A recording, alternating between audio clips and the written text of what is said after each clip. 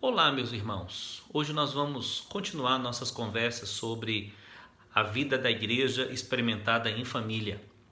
Hoje eu quero compartilhar com os irmãos um tema que eu acho muito pertinente. É sobre ansiedade. Como anda o nível de ansiedade aí na sua vida e na sua casa? Nesse tempo com tantas situações diferentes, que nós não temos muito como conduzir da nossa forma mais ideal, é possível que o nível de estresse acabe aumentando e o nível de ansiedade também.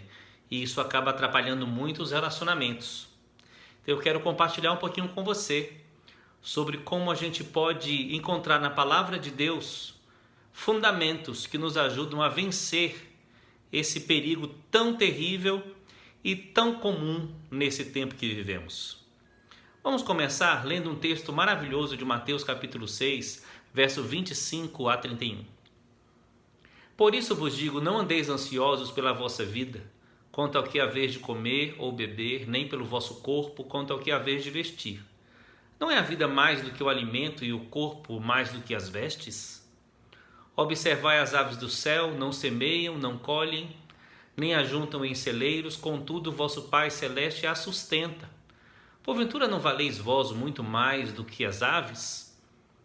Qual de vós, por ansioso que esteja, pode acrescentar um côvado ao curso da sua vida? E por que andais ansiosos quanto ao vestuário? Considerai como crescem os lírios do campo.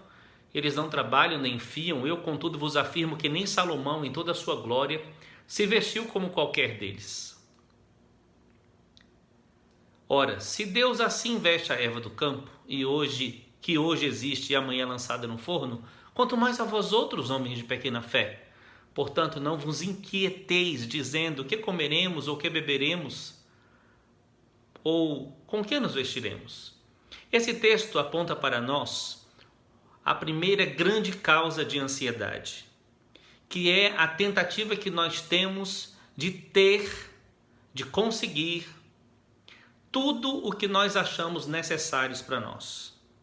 O problema é que a gente confunde muitas vezes o que é realmente necessário daquilo que nós desejamos.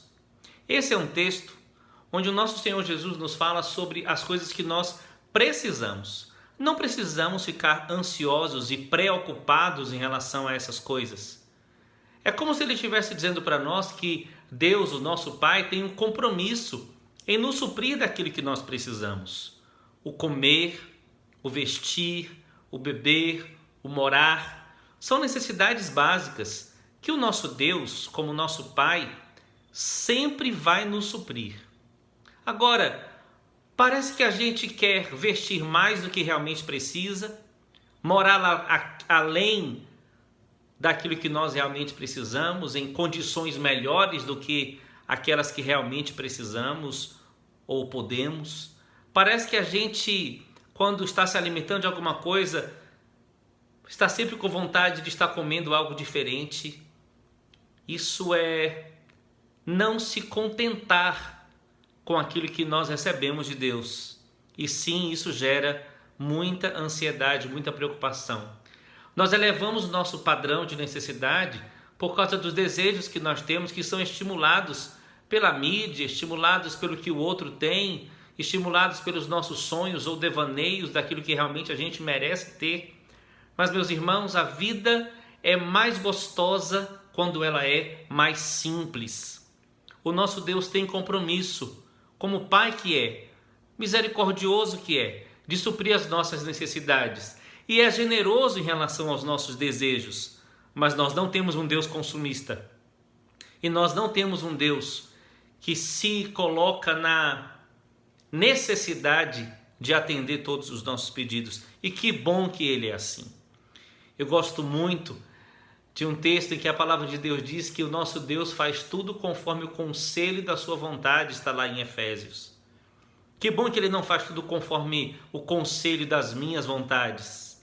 Ele não fica ouvindo os debates da minha mente com o meu coração, ou as minhas reclamações com as pessoas para atender ao que eu peço. Ele faz tudo conforme o conselho da vontade dele, e a vontade dele é boa, perfeita e agradável. Então vamos deixar claro. Primeira fonte de ansiedade é a nossa preocupação com aquilo que nós precisamos. E essa preocupação aumenta quando nós confundimos o que nós realmente precisamos com o que nós desejamos.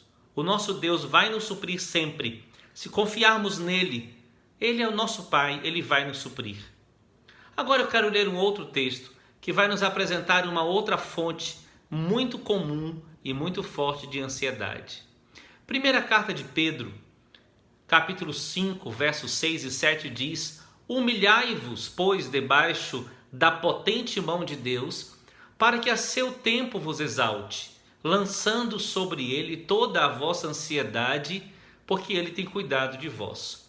Veja, esse texto é um texto só. Nisso que nós lemos aqui não tem nenhum ponto, só tem ponto e vírgula, vírgula, que dão a ideia de segmento de uma ideia para outra. Então esse texto está relacionando sim, humilhar-se a lançar a ansiedade sobre Deus. Logo, a ansiedade está ligada ao orgulho de tentar manter o controle sobre todas as coisas. Tentativa de manter o controle é uma fonte terrível de ansiedade. Olha esse outro texto para ajudar a gente no entendimento desse ponto aqui. Filipenses 4, 6 e 7 diz: não andeis ansiosos por coisa alguma, antes em tudo sejam os vossos pedidos conhecidos diante de Deus pela oração e súplica em ações de graça. E a paz de Deus, que excede todo entendimento, guardará os vossos corações e os vossos pensamentos em Cristo Jesus.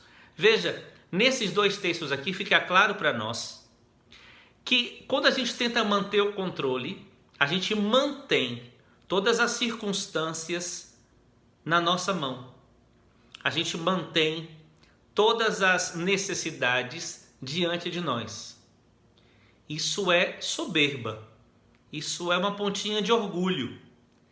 Mas se nós pegamos todas essas coisas que causam preocupação e nós apresentamos a Deus, nós lançamos diante dele e dizemos assim: Senhor, eu te entrego isso, porque eu admito que eu não posso ter o controle sobre essa situação, eu não posso resolver esse problema, eu não posso conseguir isso que eu estou realmente precisando, eu não sei lidar com isto, Senhor, mas o Senhor sabe. Então, quando a gente abre mão do controle, nós estamos sendo humildes. Mas quando a gente tenta manter o controle, por causa de nossa insistente mania de achar que a gente é capaz de alguma coisa, então a gente fica ansioso. Então vamos à solução, tanto para a primeira causa de ansiedade como para a segunda. Nesse texto que lemos de Filipenses, nós temos a solução. Primeiro, vamos crer no cuidado de Deus para conosco. Cuidado de um Deus que é Pai. Você, por acaso, como pai, como mãe, você concorda comigo. Nenhum pai, nenhuma mãe vai deixar o seu filho passar alguma necessidade. Ainda, entretanto, que um pai ou mãe façam isso por serem maus, nosso Deus nunca vai fazer isto. Segundo aspecto sobre como resolver a ansiedade, vamos orar sempre, toda vez que a preocupação vier. Eu estou falando sobre parar mesmo e orar. Veio aquela preocupação intensa, aquela ansiedade grande, para e ore, diz: Senhor, isso está acontecendo agora dentro de mim, eu estou com essa preocupação, isso está me atrapalhando, eu quero agora pegar isso e colocar na tua mão e descansar. Faz essa oração com sinceridade e depois da oração, creia que você realmente entregou e Deus pegou aquilo que você estava segurando. Porque Ele tem soberania e Ele tem poder.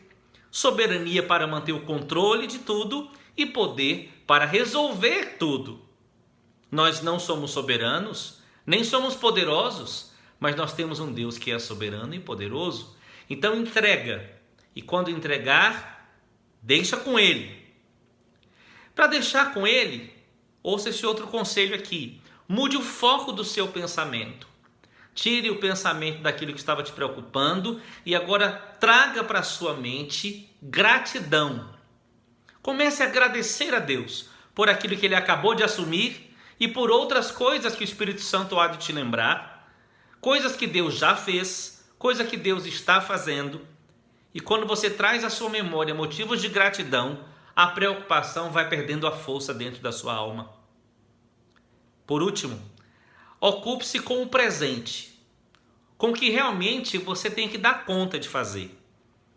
Quando a gente está falando aqui sobre entregar na mão de Deus, nós não estamos falando para sermos preguiçosos e não trabalharmos, porque a Bíblia também ensina sobre trabalho. Nós estamos ensinando para não confiar no trabalho e ficar com medo de que, se faltar o trabalho, vai faltar o nosso sustento. É verdade que a gente trabalha, mas também é verdade que o nosso sustento vem do Senhor. Ele nos supre de fôlego, Ele nos supre de inteligência, Ele nos supre de habilidade. Tudo, na verdade, vem dEle. Nossa fé esteja o tempo inteiro nele, para que o medo não tome conta de nós. Então, meus amados, não vamos ficar com medo. Não vamos ser preguiçosos. E também não vamos pôr a nossa fé no nosso músculo, porque o nosso Deus é o grande autor de toda a boa dádiva. Ele é o promotor de tudo de bom que nós realmente precisamos. Ele pode fazer isto. Vamos nos ocupar com o presente, porque uma coisa que acontece com o ansioso é que normalmente ele está tão preocupado com o que passou ou com o que vai chegar, que ele não dá conta daquilo que ele tem que fazer naquele momento.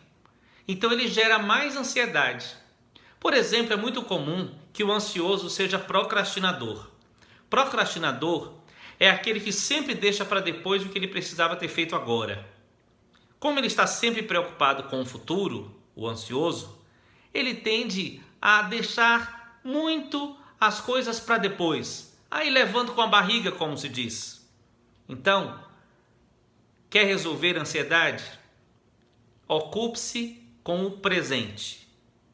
Não gaste energia tentando controlar o futuro. Gaste sua energia fazendo aquilo que está à sua mão para ser feito. Porque quando você faz aquilo que está à sua mão, você já está se preparando para o que vem depois. E Deus é o Senhor do futuro. Ok, meus queridos irmãos? Vamos lançar sobre Ele toda a nossa ansiedade. E é interessante o finalzinho do texto de Filipenses. Diz assim, e a paz de Deus, que excede o entendimento, ou seja, é uma paz que não tem a ver com lógica, não tem a ver com razão, tem a ver com fé. Ela excede o entendimento. Nós podemos até estar vivendo uma situação que quem não tem Deus estaria apavorado, mas quem tem Deus não está, porque ele assumiu, o Senhor assumiu o controle de tudo. E a paz de Deus, que excede todo o entendimento, guardará os vossos corações e vossos pensamentos em Cristo Jesus. Coração e pensamento é a descrição de nossa alma. E existe uma expressão em Pedro que eu gosto demais. É quando o apóstolo Pedro, em sua primeira carta, diz que nós temos Jesus como pastor e bispo de nossa alma. Por favor, lembre-se, você que é marido, esposa, você que é filho, você que é pai, que é mãe, reúna sua família. Conversem sobre essa conversa que tivemos agora. Orem ao Senhor e decidam deixar que Jesus Cristo pastoreie a alma. Deixar que Jesus supervisione a alma de cada um de vocês. Porque o nosso Senhor é poderoso para nos dar paz, tranquilidade, alegria, com o nosso contentamento com aquilo que nós podemos fazer e com entregar a Ele o que nós não podemos fazer. Um grande abraço, que o Senhor te abençoe. Conversa um pouquinho agora e ora.